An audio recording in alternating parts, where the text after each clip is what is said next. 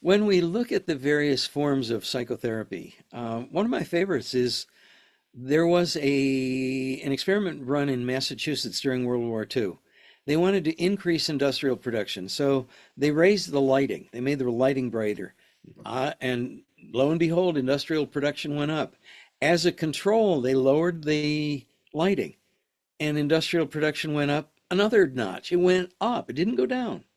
They raised the seats and everybody's industrial production went up.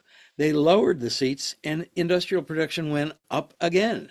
And what it seems like is if you simply pay attention to people, they will perform better than if you don't.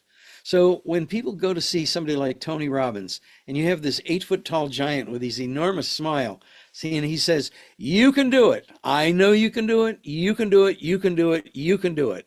You can do it. You can do it. You can do it.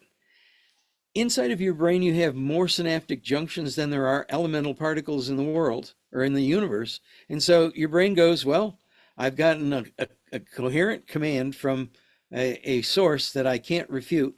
And people will go inside and they'll come back to Tony the next year and they'll say, we tripled industrial production, or we're now selling, or and they'll come back 3 or 4 or 5 years in a row. And every year their production increases, sales increase. And so when you look at Richard Bandler with neurolinguistic programming and his use of Ericksonian hypnosis, there isn't anything that he specifically says other than go into a deep trance.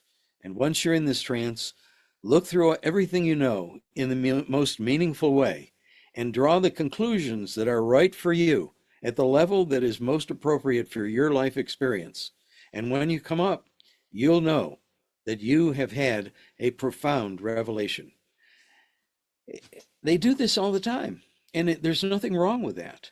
But prenatal re-imprinting is a specific intervention in a specific way, characteristically to a trauma that occurred in the prenatal period, and we can plug things in and we can use a generative approach. We can have people put their head down, lower their neuroaxis of their brain, generate the same impulses into the paleocortex that were there in the prenatal period, and then we can program people to have more fun, enjoy life better, be more creative. And that will have a neurological impact that is very different, distinctly different from all of the other forms of psychotherapy.